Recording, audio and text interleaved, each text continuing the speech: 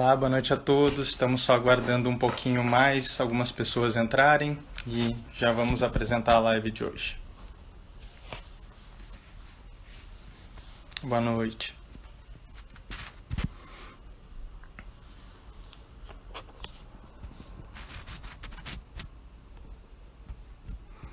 Vamos dar 2 minutinhos e já começamos.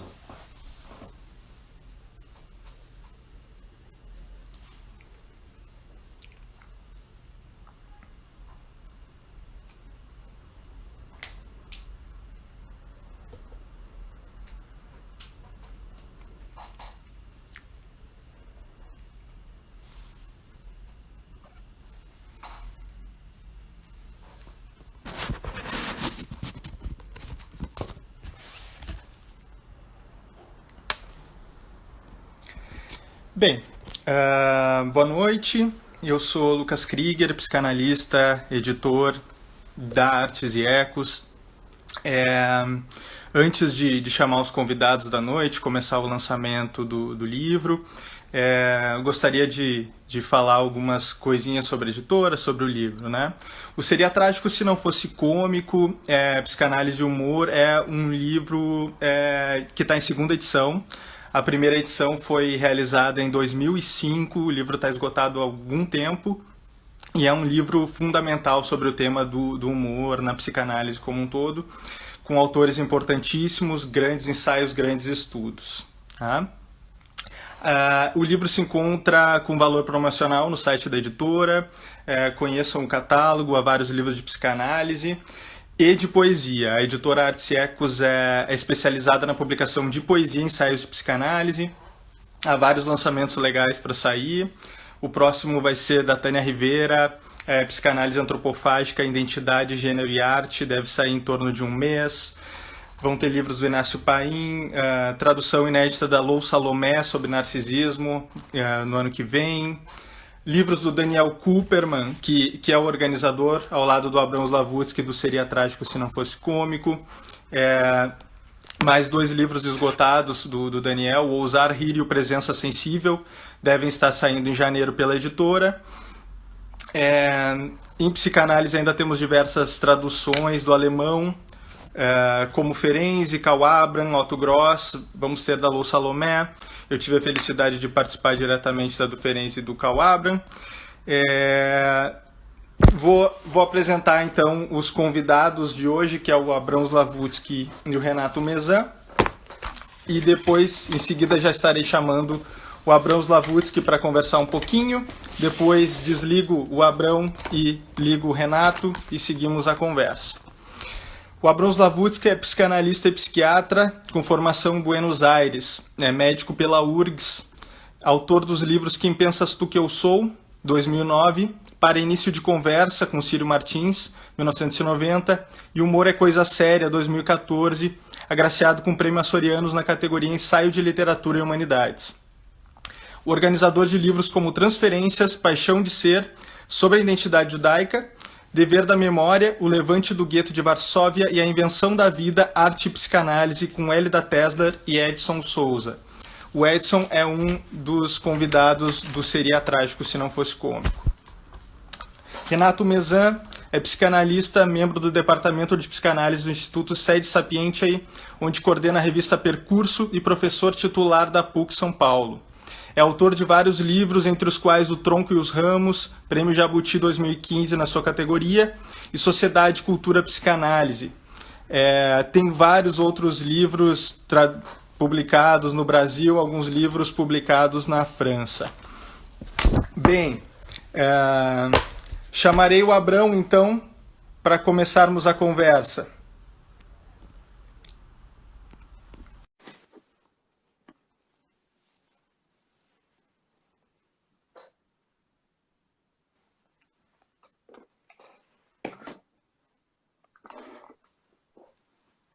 Acho que está entrando.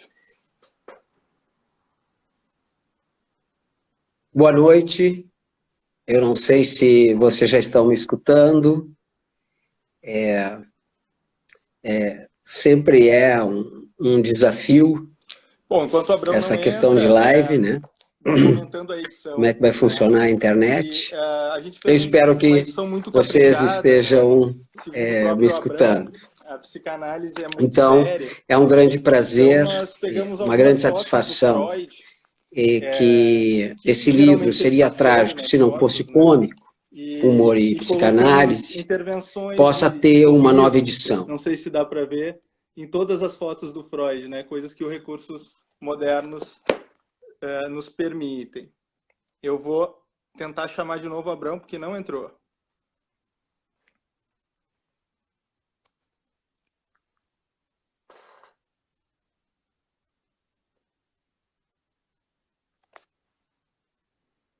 E caso fale com o Abrão, a gente inverte a ordem, pelo menos, e começamos pelo Renato.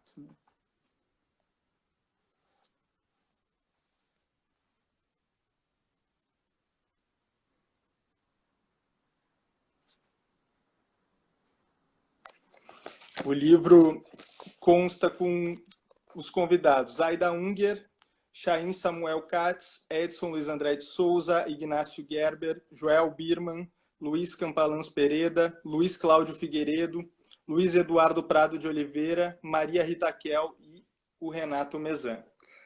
Bom, acho que está dando algum problema técnico com o Abrão.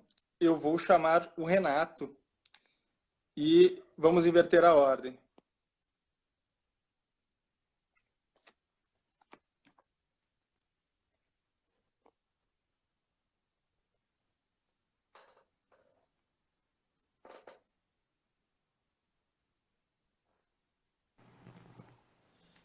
Boa noite, Renato. Me escuta? Renato, te liguei na live. Então, o Abrão havia entrado agora, até começou a falar, perguntou se estava sendo escutado, mas aparentemente não chegou até vocês a imagem dele. Eu vi pelo menos aqui na minha tela. Será que eu te desligo e tento ele de novo, mais uma vez, então?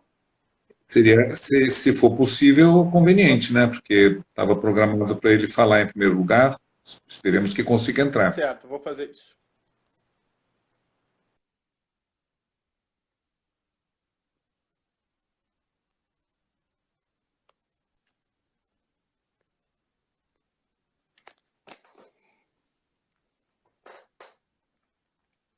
O Abrão me avisou de tarde que não estaria em Porto Alegre, estaria no litoral e que poderia ter algum problema com a internet. Fizemos vários testes e justo agora talvez tenha dado esse probleminha.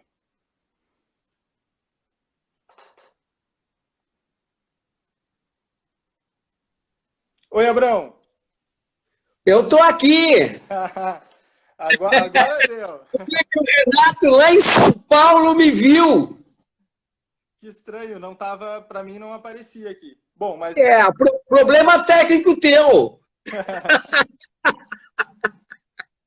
Obrigado, Renato. É que o Renato a gente tem uma parceria, né? Há 35 anos, né, Lucas? Bom, a tua ideia de reeditar esse livro foi muito boa. E foi muito boa, digamos assim, não por uma questão só narcisista, né, de que eu sou um dos organizadores com o Daniel Cooper, né, mas eu penso que todos os colaboradores, todos os participantes desse livro estão bastante satisfeitos pelo que eu tenho escutado, né. E, então eu vou contar um pouco como é que nasceu esse livro. Há uns 22 anos atrás, mais ou menos, eu não conhecia o Daniel, e ao mesmo tempo que ele estava começando a estudar o humor, eu também estava começando a estudar e publicando um primeiro trabalho. Eu não sabia que ele fez um doutorado, que é nesse livro que tu citaste, Ousar Rir, onde um dos trabalhos, o primeiro trabalho que eu fiz, que foi ajudado pelo Mezan, foi a piada e sua relação com o inconsciente ou a psicanálise é muito séria. Bom, eu penso que esse é um dos problemas que a psicanálise vem arrastando ao longo da sua história, que é esse excesso de seriedade do ponto de vista formal da psicanálise, e acho que nesse ano da pandemia quebra um pouco esse ritual todo, entende? Porque coloca um desafio para todo mundo da psicanálise, psicanalizando, psicanalistas, o mundo da psicanálise, né? Porque nós estamos trabalhando muito a nível virtual, né? Sem a questão presencial durante praticamente todo o ano, e acho que vai seguir ainda um pouco em 2021. Então, quando eu tenho a notícia que nesse livro, Ousar Rir, esse trabalho que eu fiz sobre humor, várias vezes citado, eu proponho ao Daniel, lá pelo ano de 2003, que nós organizássemos um livro sobre humor e psicanálise, convidando vários colegas. E durante quase 2 anos nós trabalhamos bastante, sem nos conhecer pessoalmente. Nós nunca tínhamos nos visto. E foi um trabalho assim, bastante empolgante à medida que nós fomos desenvolvendo. E então esse livro seria trágico se não fosse cômico, né? Para a maioria dos colaboradores, nós não definimos que tema deveriam desenvolver. Sabiam que era sobre o witz, a piada, e a questão do humor mais amplo, mas não definimos exatamente o que cada um tinha que trabalhar. Mas definimos que a Maria Rita Kell tinha que escrever sobre humor infantil, que é um tema importante, e que o Renato Mezan teria que escrever sobre a piada e a sua relação com o inconsciente. Bom, como o Mezan já vai falar a seguir, eu gostaria de dizer que o trabalho dele realmente foi um trabalho que empolgou tanto o Daniel Kuperman como eu, porque o Renato Mezan definiu o trabalho dele como uma ilha do tesouro, ou seja, que esse livro, um livro talvez dos menos lidos da obra de Freud, a grande maioria dos psicanalistas, pelo menos aqueles que eu tive contato, e dentro da própria formação psicanalítica, é muito raro, tanto na Argentina como no Brasil, não vou falar de outros países, vou falar dos países que eu conheço mais, o estudo da piada é importante na formação do psicanalista. Aí vocês podem perguntar, mas por que a piada é tão importante? Porque a piada, na verdade, ela pode se pensar como um modelo de como funciona o inconsciente. O Renato Mezan, nesse trabalho, ele vai trabalhar muito a questão do circuito do prazer e a questão do prazer, e como que na piada sempre se precisa pelo menos de 3. O que conta, o que escuta e sobre quem é a piada. E é interessante que nesse trabalho do Mezan, ele vai destacar, ele levanta uma hipótese de por que Freud não seguiu as descobertas da piada e sua relação com o inconsciente, depois de ter feito tantas descobertas importantes nesse livro. Mas tem um trabalho muito importante do Joel Birman, psicanalista bastante conhecido e que fez contribuições fundamentais sobre temas como o desamparo, sobre vários trabalhos sobre a questão da subjetividade e da questão social e da violência. O Joel Birman faz uma reflexão a partir de um trabalho de psicanalistas estudando os trabalhos no mundo psicanalítico e chega à conclusão que o mundo da psicanálise foi um mundo que priorizou a questão obsessiva do ritual, do enquadre e de uma série de questões ligadas à formação, deixando de lado aspectos mais histéricos, sedutores, envolventes com a questão da piada e do humor. Vejam que depois de 1905, Freud, em 1927, 22 anos depois, num congresso importante, um congresso internacional de psicanálise, que foi o 10º Congresso Internacional de Psicanálise, ele não esteve presente, ele já estava com problemas de câncer na mandíbula, já tinha dificuldade de falar, estava com uma prótese, mas esse trabalho foi lido na abertura do congresso. E a questão do humor, ele traz esse tema, e isso que me impactou, porque ele tinha perdido, há poucos anos, tanto o neto, que ele mais amava e que ele chorou, né? Que é o menino do Mais Além do Princípio do Prazer, do famoso joguinho do Fordá, quando esse menino tinha 1 ano e meio, e tinha perdido a mãe do menino, sua filha, né, Sofia, um pouco antes.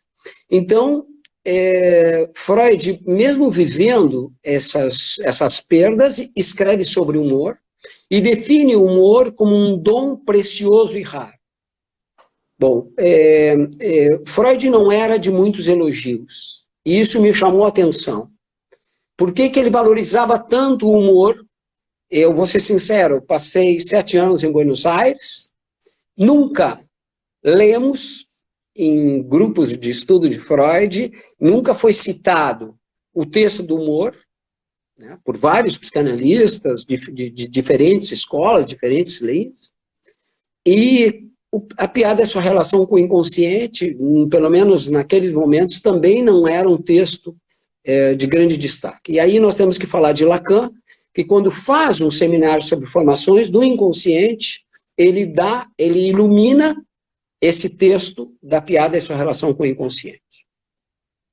Para mim, a satisfação, ao longo de todos esses anos, não foram só os psicanalistas que, aos poucos, vários, como o Renato Mezan, estuda o Witz e coloca, né, no título do texto dele, Ilha do Tesouro, mas um historiador famosíssimo como Robert Darnton, que estuda, dos melhores estudiosos sobre a Revolução Francesa e o que acontece depois da Revolução Francesa, ele passa a estudar a piada para entender a mentalidade das pessoas em épocas passadas. É como se ele dissesse assim: contem-me as piadas e eu direi mais ou menos como vocês são. Então, ele pega piadas, por exemplo, lá do século XVIII, ele consegue, né, descobrir o que eles contavam para ver como é que era a mentalidade deles. O meu texto, dentro desse livro, seria trágico se não fosse cômico, é justamente sobre o precioso dom do humor. Quer dizer, por que essa preciosidade? Porque o sentido de humor não é uma coisa, em geral, fácil, né? Essa capacidade, porque esse sentido de humor é uma capacidade simbólica. Isso é a primeira questão. Uma capacidade simbólica já é uma capacidade que se desenvolve, né, numa criança em torno de 1 ano e meio, final da fase do espelho, onde já tem uma capacidade de poder, de linguagem, né, ou seja, onde as palavras simbolizam a ausência, né, daquilo que falta. Lembre-se do joguinho do Fordá, que esse menino para de chorar, quando a sua mãe saía, ele sempre chorava, a partir desse joguinho, de desaparecer e reaparecer, né, aquilo que ele, cada vez que desaparecia, ele dizia ó, né, de um tom de dor, de perda, e depois quando reaparecia a. Então, essa capacidade simbólica é algo que permite que, em vez de tristeza em situações muito difíceis, nós conseguimos ter algum humor que nos permite aliviar o peso da existência. Eu penso assim que essa questão da leveza, e aí eu acho que é fundamental, quer dizer, o que o humor permite? que a vida no ser, que a gente possa ver a vida, não predominantemente pelo seu lado trágico e sofrido, que ela é trágica e sofrida, e o humor tem como objetivo dar uma leveza na existência. O Milor Fernandes diz que o humor, muitas vezes perguntaram para o Milor Fernandes se o humor era sério. Ele disse: é mais do que sério, é a quinta essência da seriedade. Depois que a gente passa a seriedade, a gente chega na quinta essência dela, depois que passa a seriedade. Então essa que é, digamos assim, essa dimensão fascinante do humor, e eu tenho a impressão, eu até depois gostaria de escutar o Renato Mezan, que ainda este livro, A Piada e Sua Relação com o Inconsciente, 15 anos depois desse texto da Ilha do Tesouro, e 15 anos depois do Seria Trágico Se Não Fosse Cômico, a questão do humor, a questão da piada, ainda é pouco trabalhada no mundo psicanalítico. Mas é motivo de alegria, né, que tenha aparecido um editor que decidisse fazer uma segunda edição desse livro, né. O Lucas já contou quem são os colaboradores, né, a quem o Daniel e eu ficamos muito felizes, porque para todos os colaboradores que nós pedimos, todos aceitaram o desafio imediatamente com muita alegria, né. Bom, eu não sei mais ou menos, Lucas, como anda o tempo, mas... Eu acho que nós perdemos algum tempinho no meio do caminho ali, né, no contratempo, que, segundo eu vi, o engraçado é que tu estava no ar e eu que não estava te vendo, né? Mas... Tu é que estava fora do ar. Mas não faz mal, Lucas, não faz mal. Eu proponho o seguinte: se alguém tiver alguma pergunta, alguma questão direcionada ao Abrão, deixamos para depois, né, tem esse tempo para formular. Nós vamos desligar o Abrão, começar a conversar com o Renato, e depois a gente eventualmente pode chamar o Abrão se tiver alguma questão pontual. E se tiver alguma questão mais direcionada para o Renato, também pode sendo formulada enquanto ele vai falando, e repasso a ele depois. Tá bem? Vamos fazer assim, Abrão? Muito obrigado, pode me desligar tranquilamente. Um abraço.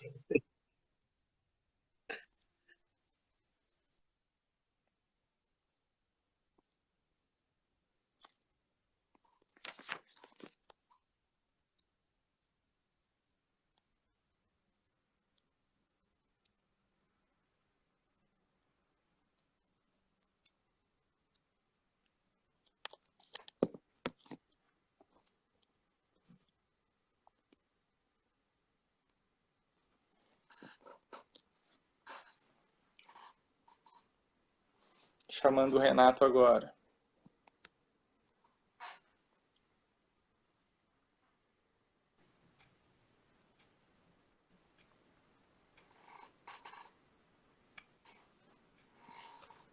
Olá, Renato.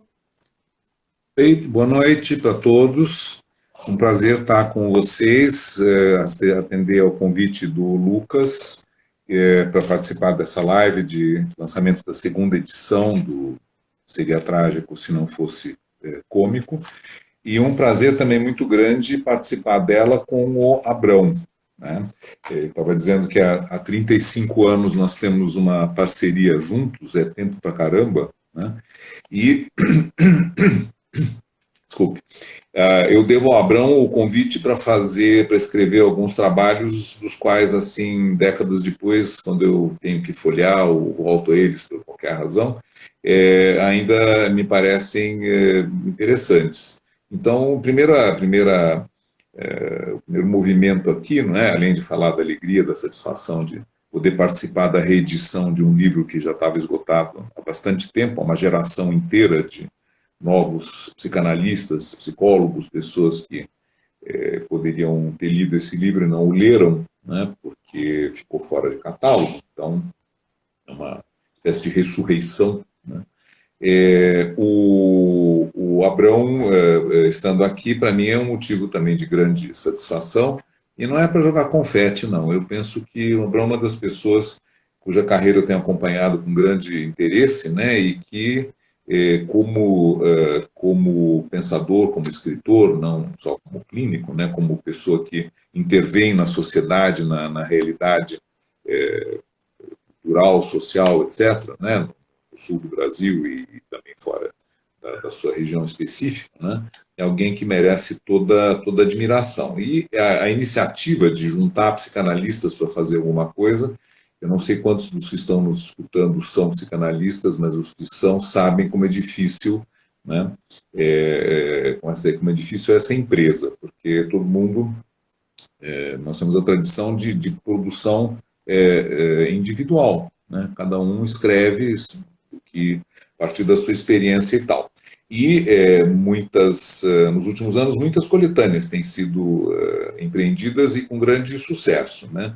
Eu acho que uma das primeiras foi justamente o livro esse trágico, né, cômico, e o que vocês já disseram, acho que dá uma ideia bastante boa, né, para quem está nos assistindo, sobre o conteúdo do livro e sobre o interesse que ele pode apresentar.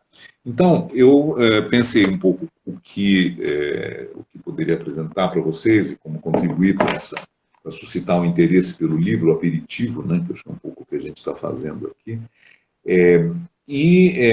Achei que poderia ser, talvez melhor, dar uma rápida ideia do que eu coloquei nesse capítulo e por quê, e depois, eventualmente, responder questões, né, que os colegas e pessoas que estiverem assistindo quiserem colocar na medida que eu puder. Vou responder com prazer, né? Então, primeiro, o título do livro, né, e o título do artigo. O Freud escreveu um livro que se chama Der Witz, né, und seine Beziehung zum Unbewussten, que significa o Witz e a sua relação com o inconsciente. E a tradução em inglês, né, do Jones é Jokes, do Straight, né, Jokes and their relation to the unconscious. Joke é a brincadeira, de maneira geral, né?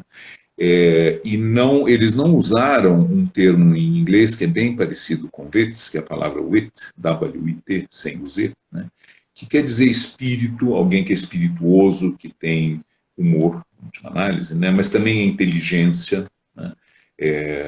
Enfim, no começo do meu trabalho eu faço um passeio por essa questão da terminologia, porque a tradução para o português, né, da Imago, dessa vez se supera, né, na infelicidade que é tão frequente na tradução da Imago, apesar dos esforços de consertarem depois, né?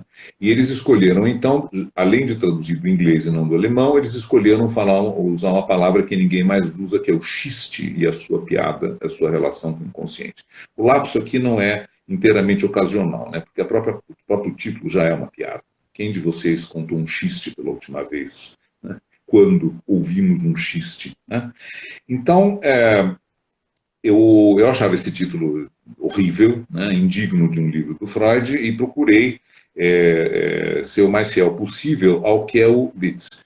E uma das razões pelas quais, né, me disseram que não escolheram o termo piada, que seria tão simples, ainda mais num país como o Brasil, né, dado a piadas e um povo que tem um senso de humor dos melhores, basta ver os memes que tem hoje aí pela internet, a gozação implacável em cima de tudo e de todos, né, uma qualidade excelente da nossa mentalidade, né? Se algum dia o sucessor do Danton for estudar a mentalidade brasileira, além das coisas tenebrosas que a gente tem a oportunidade de ouvir diariamente, o besterol inacreditável, né, que povoa as manchetes e redes sociais, vai também encontrar exemplos excelentes de piadas e tiradas de humor impagáveis, preciosas, né?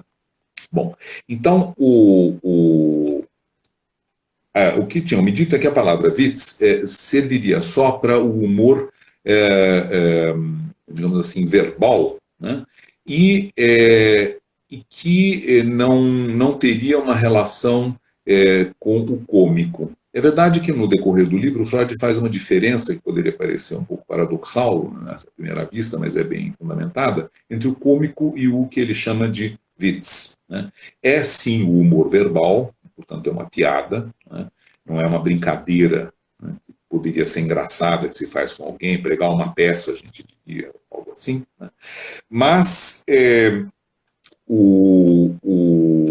a diferença fundamental é que ele diz o cômico é alguém que ri do que acontece com outro.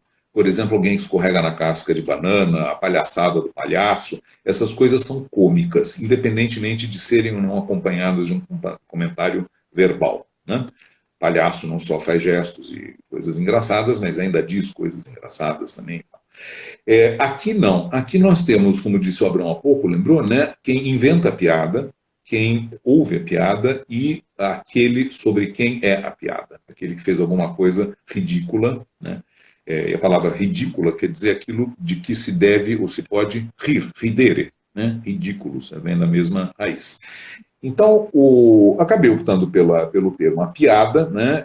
E a sua relação com o consciente, porque me parece que é exatamente disso que o Freud está falando. Ele tem mais de 150 piadas que ele conta, quase todas tiradas do repertório de piadas judaicas, né, que circulavam na época, o que prova, na minha inferência, né, que ele era capaz de entender essas piadas na sua língua original, que era o Yiddish, não era o alemão, necessariamente.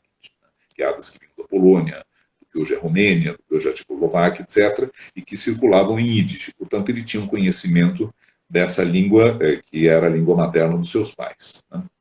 Bom, por que, então, a piada, né, e a sua relação com o consciente, foi assim que eu chamei o livro e procurei justificar, e é o que parece essa proposta vem pegando, né, tanto que o Abrão e outros autores aí também se referem a esse trabalho do Freud com esse nome, e espero que o xiste seja enterrado, né, e durma o sono dos injustos por toda a eternidade. Né? Agora, por que a Ilha dos Tesouros? Né? Porque, estudando um pouco, né, para me desincumbir da tarefa que o Abrão e o Daniel tinham me colocado, você vai escrever sobre o livro, você precisa falar sobre o livro, deixa que outras pessoas pensem sobre o fenômeno, nós queremos saber um pouco do livro, do lugar do livro na obra do Freud, por que ele segue esse caminho, que conclusões ele chega, o que há de novo, etc. Tinha um roteiro inteiro que foi proposto e que eu fui seguindo, né, obedientemente. E então, eu fui primeiro, claro, né, as biografias do Freud. Na época tinha o Peter Gay, o Jones e o Emílio Rodrigues também, né, não tinha ainda a Elizabeth Rodinesco, para saber o que eles diziam sobre essa época. E minha primeira surpresa foi que ele escrevia este livro simultaneamente aos 3 ensaios sobre uma teoria sexual. Né. O Jones conta que ele comprou 2 mesas, né, instalou no seu escritório, numa ele pôs a papelada, os livros, etc., e tal, as referências para o livro sobre a piada, e na outra a mesma coisa para escrever o seu trabalho sobre a sexualidade. Né? E eu me perguntei, bom, mas então não é possível que não haja, de alguma maneira, uma referência sobre uma das obras na outra? Por que ele estava escrevendo isso simultaneamente? Enfim, eu não vou também dar muitos spoilers, né, senão as pessoas não leem o capítulo. Mas há um ponto, pelo menos, muito importante, né, que ficou claro assim que eu voltei a ler, né, o livro da piada, dessa vez na tradução brasileira, junto com o original e a tradução inglesa, né, coisa que eu nunca tinha feito, eu nunca tinha lido o livro na tradução brasileira, e morri de dar risada. Né, uma nota no capítulo em que eu faço uma lista das tolices mais engraçadas que os tradutores colocaram no livro. Para vocês terem uma ideia, não é spoiler, é só um aperitivo mesmo, né? Há um certo momento em que eles inventam um primeiro-ministro da Áustria que só existe na edição brasileira dessa obra do Freud. Nunca ninguém ouviu falar deles. Né? Era a respeito de uma passagem em que o Freud conta uma lembrança da sua infância, em que houve um gabinete burguês lá, sei lá o que aconteceu, uma crise política qualquer das inúmeras que aconteciam em Império Austro-Húngaro, né, o parlamento foi dissolvido e o imperador, então, em vez de chamar condes, marqueses e barões para formar um ministério, resolveu fazer um ministério técnico, né, e chamou, sei lá, advogados e, enfim, pessoas burguesas. E esse fato, né, ficou conhecido com o nome de o Bürgerministerium, né, o Ministério Burguês. Bürgerministerium. Como os tradutores não foram atrás de saber o que era isso, né, criaram então o Ministério Bürger, que teria sido um primeiro-ministro, né, cuja existência existe, está documentada apenas nas páginas impagáveis dessa tradução.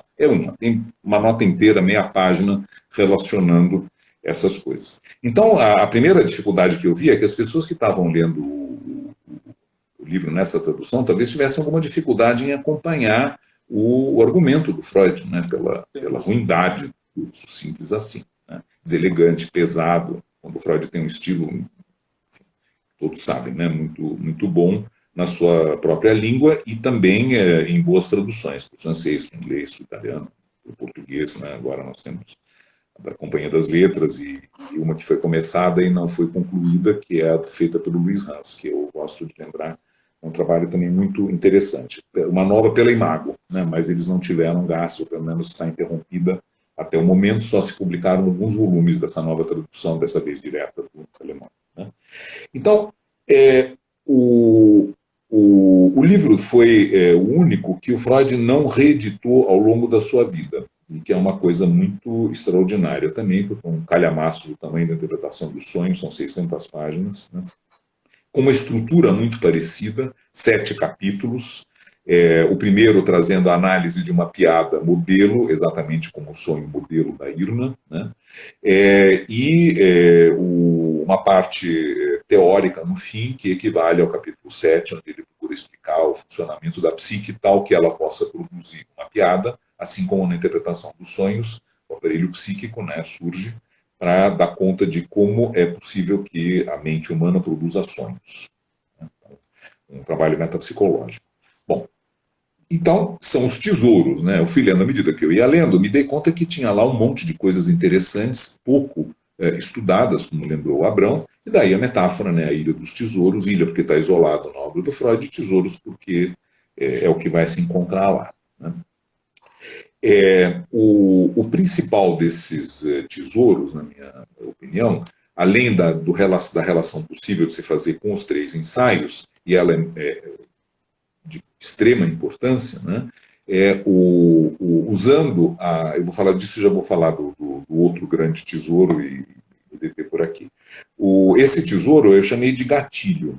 Né? E é um mecanismo que Freud usa para entender a relação nos 3 ensaios entre o prazer preliminar, a carícia, né, que aumenta a tensão, e o orgasmo, enfim, o prazer final, né, que é provocado, induzido por uma pequena coisa. Né? É o mesmo processo que nós vemos no sonho entre o resto diurno e o material infantil. Exatamente a mesma coisa. Material infantil, reprimido, etc., o desejo inconsciente, se engancha num fator, um elemento pouco relevante, de sem grande importância, que se chama na interpretação dos sonhos o resto diurno, né? E com isso, né, ele consegue burlar a censura e emergir na consciência. O sujeito está dormindo, formando as imagens através do trabalho do sonho. A ideia de um trabalho também está presente nesse livro, ele cria a expressão Witzarbeit, que quer dizer trabalho da piada, né? E que utiliza basicamente os mesmos mecanismos que o sonho, condensação, deslocamento, só não a figurabilidade, porque é por palavras, né? Mas utiliza um outro elemento que também está muito presente no sonho, que é a alusão, né? Através de uma condensação compacta, né? Uma alusão distante a alguma coisa. Tem um elemento surpresa, né? No caso da sexualidade, então, nós temos o mesmo mecanismo que aparece no sonho, na relação resto diurno, material reprimido. Aqui, né, aparece sob a forma, sobre a modo da relação entre uma aparência quase como de um enigma, de uma charada, né? À medida que o sujeito vai contando a piada, você não sabe muito bem onde ele vai chegar, e tem um efeito surpresa, né? E uma forma, então, engenhosa, digamos assim, e um conteúdo que, quanto mais agressivo, blasfemo, inconveniente, politicamente incorreto for, melhor será a piada, né? Porque, diz ele, o levantamento da repressão equivalente em quem está escutando vai ser maior, né? Então, de novo, o mesmo mecanismo, né? Uma pequena isca puxa um grande peixe, não é isso. E no caso da sexualidade, esse aí é o prazer final. Então nós temos aí três manifestações do mesmo mecanismo psíquico, né? E me parecia bastante importante chamar atenção para isso, né? Porque é um dos mecanismos fundamentais, né, do funcionamento psíquico, que está sendo descrito aí em três áreas, modalidades da vida humana diferentes.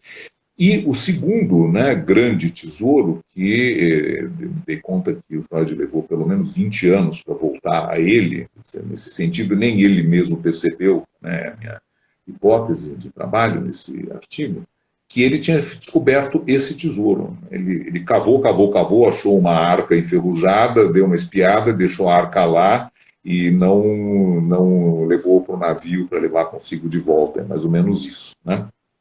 E qual é esse grande tesouro? É uma solução nova para a questão do prazer, né? Que é um termo, um tema, um aspecto fundamental na psicanálise, né? Você lembrar o circuito do prazer. Exatamente. Então, por que circuito do prazer? Né?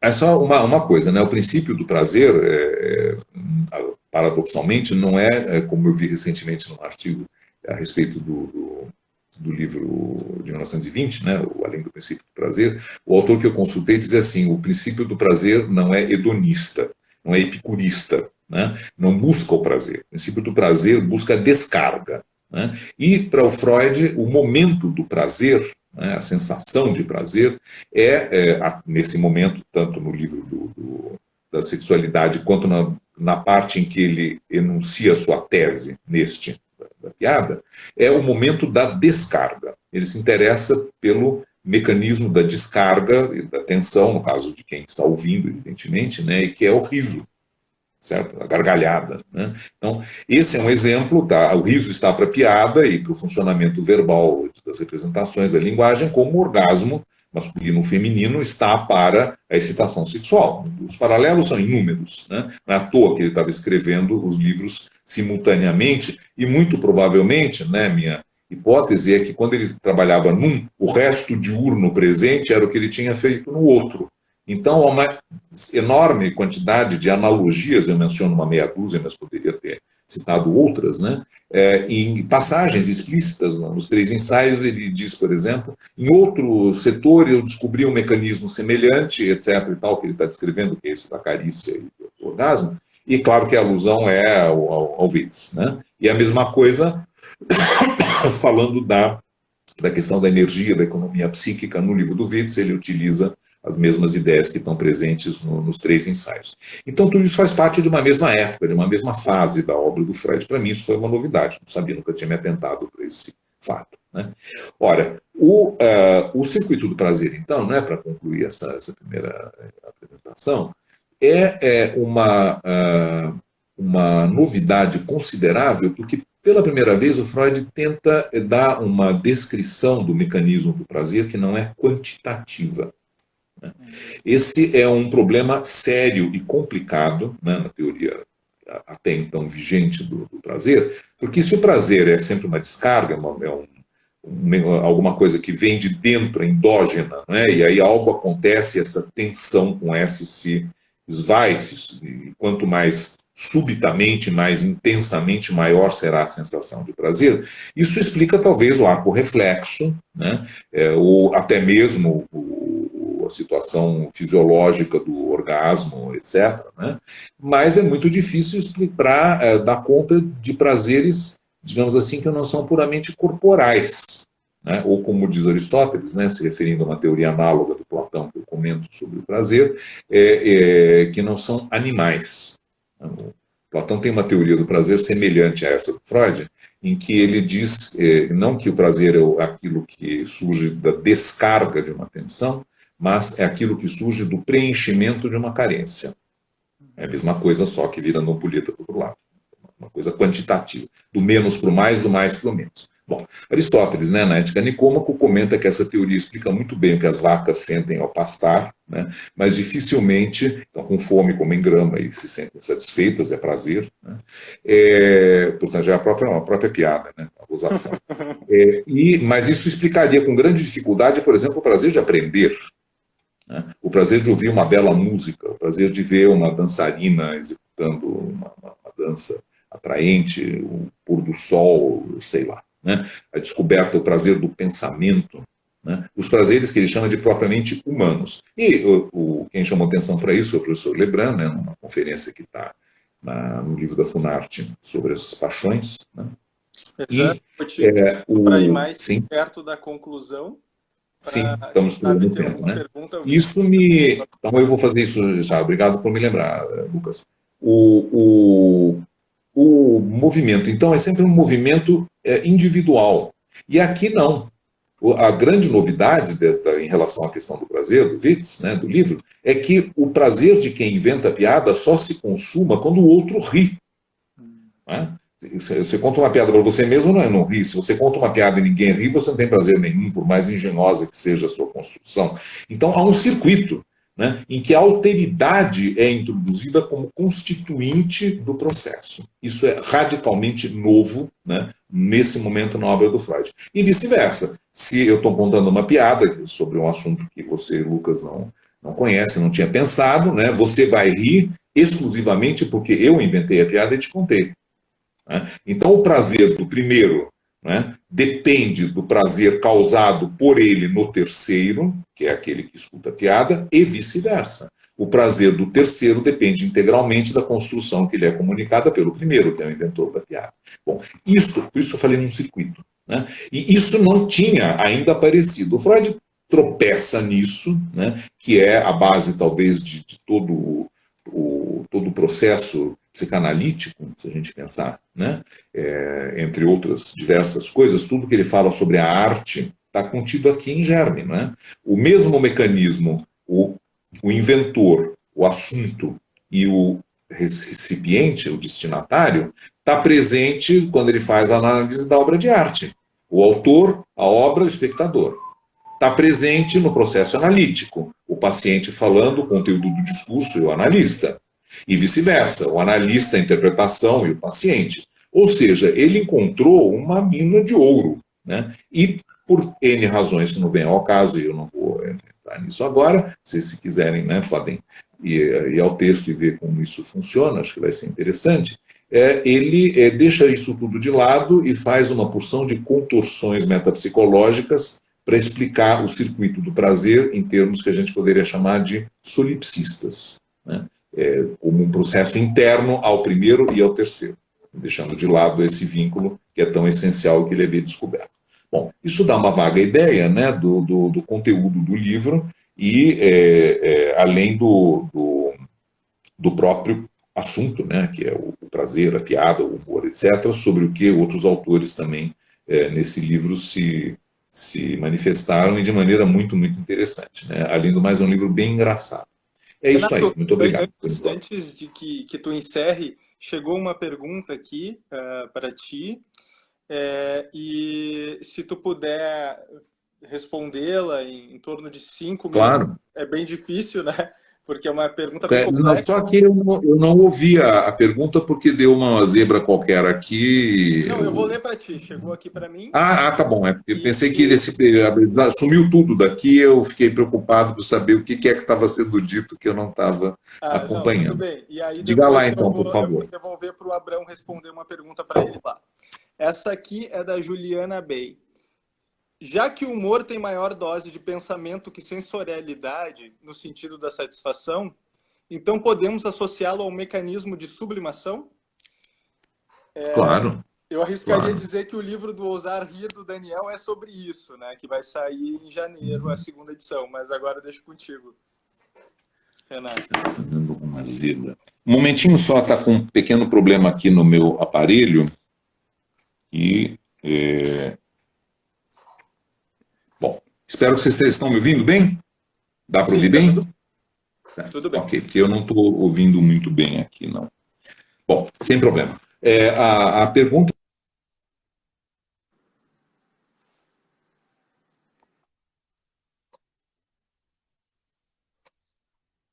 a ser lembrado.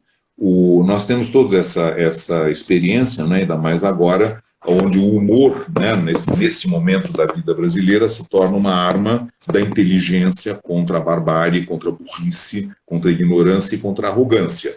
Né?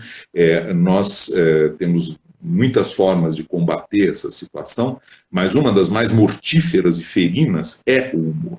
Né? Todo ditador, todo poder autoritário, né, tem medo do humor. Claro. E enquanto eu acho, né, o governante sábio, né, estimularia que fizessem o máximo possível de caricaturas dele. Aqui não. Né? E o humor, então, sublima, sim, a agressividade, não é tão difícil de responder, porque ele reveste exatamente o mecanismo da sublimação. Né? Reveste um ato que seria considerado agressivo, eventualmente condenável, né, na sua agressividade, violento, né, com uma forma socialmente aceita. Né? Você faz uma galhofa, né, chamando a atenção para alguma coisa que, se você dissesse com todas as letras, seria considerado uma ofensa. Né? Prestem atenção nisso nos memes que estão chegando toda hora pela internet, pelas redes sociais, as caricaturas melhores, né, as mais sutis, que aparecem, né, elas o tempo todo dizem sobre aquilo que está se falando, né, que é o assunto da caricatura, da piada, etc. Isso é um absurdo, isso é condenável, e não é assim que deve ser, né, mas e sempre de uma forma sutil. O humor funciona pela alusão. Há uma diferença entre o humor e a grosseria.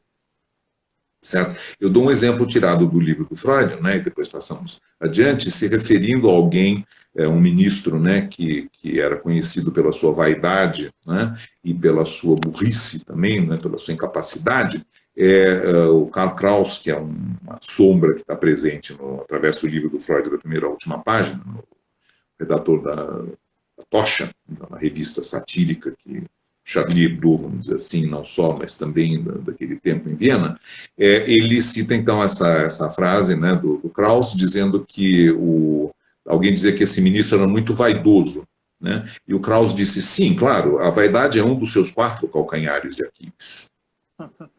Então, alguém que tem 4 calcanhares de Aquiles, não é necessário epilogar muito para entender qual era a opinião do Kraus a respeito deste ministro. Né. Agora, dizer que o ministro é um quadrúpede, não tem graça nenhuma, né? Pode ser uma ofensa, apesar de ser uma verdade, o que parece. Né? Agora, lembrar, através da alusão e da condensação, que tem 4 calcanhares de Aquiles, é sublime, exatamente, é uma sublimação. Né? Então é isso. Essa não é uma pergunta tão difícil de responder. A Juliana tem toda a razão de assinalar parentesco, né, da sublimação com o humor. Bem, muito obrigado, Renato, pela tua contribuição. Fico muito contente de te ter aqui conosco, conversando, né, nessa edição do livro, que também é uma honra para mim estar editando. Eu vou te desligar e vou tentar falar mais uns minutinhos com o Abrão. Perfeito. Muito obrigado. Um abraço. Abraço a vocês todos.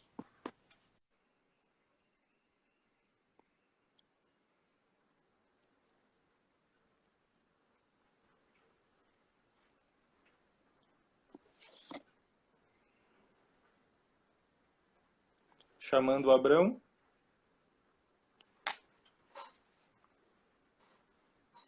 Olá, Abrão. O Lucas me deu 27 segundos para eu me despedir. Não, porque nós estamos no final. E eu queria contar uma rápida história, porque eu já sei, Lucas, a pergunta que tem para mim sobre... Já leu a pergunta? Eu já li. Eu acho que é a mesma, né? Da questão da piada na relação, ou seja, do analisando com o analista, né? Ou seja, de poder fazer humor ali. Então, para quem fez essa excelente pergunta, que me deixou muito feliz, eu vou contar uma rápida história. Eu estava no meu 4º ano de análise, na década de 70, né? uma analista muito kleiniana e que nunca tinha rido, nunca em nenhuma sessão, e, enfim, muito séria. Eu conto uma história para ela que eu não vou contar aqui porque não vai dar tempo, mas quando eu terminei de contar a história para ela, ela riu. Na verdade, essa história foi uma piada que eu contei para ela e ela riu da piada. Bom, quando eu escutei o riso dela, eu fiquei muito feliz. Pela primeira vez, em 4 anos, eu escutei minha analista rir. E eu fiz ela rir, contando a piada. Aí, então, ela disse para mim algo impactante, surpreendente. Ela disse que o riso dela me fez com que eu me sentisse potente, porque eu penetrei ela psiquicamente, não foi fisicamente, né? Mas psiquicamente eu penetrei ela e ela riu e eu me senti potente. Bom, quando ela disse isso, eu juro para vocês que eu estava lá em cima do Everest e tinha conquistado o Everest. Porque depois de 4 anos de muito sofrimento de minha parte, de muito choro e de muitos conflitos, ter podido fazer a minha analista, que era bonita, né? Além de ser dura e kleiniana, etc. e tal, ela era bonita, me deixou muito feliz. Então, eu conto essa história para vocês e eu penso que a capacidade de humor, à medida que um paciente consegue isso, analisando, consegue isso através da sua análise, penso que a pergunta tem que ver com a cura e eu acho que é o caminho da cura, o caminho de uma mudança, o caminho de uma transformação. Obrigado, Abrão. Vamos encerrando, então, antes que o Instagram nos feche, porque tem esse limite de tempo. Agradeço a presença de todos. O livro está disponível no site da editora, www.artsex.com.br. Vocês podem procurar pelo próprio Instagram. Quer dizer mais uma última palavra, Abrão? Um grande abraço para vocês, né? Vocês podem ter certeza que não vão se arrepender de comprar esse livro. Filho desse livro foi Humor é Coisa Séria, que foi o livro que eu escrevi. A partir desse livro, quer dizer, quando esse livro estava por terminar, eu disse, bom, agora eu quero fazer o meu livro sobre humor. E eu espero que outras pessoas se interessem pelo tema do WITS, pelo tema do humor. Uma alegria ter escutado o Renato atentamente. E, Lucas, eu espero que tu não te arrependa de ter editado este livro. Já estou me divertindo. Um abraço a todos, pessoal. Um abraço, Abrão. Tchau. Tchau, tchau.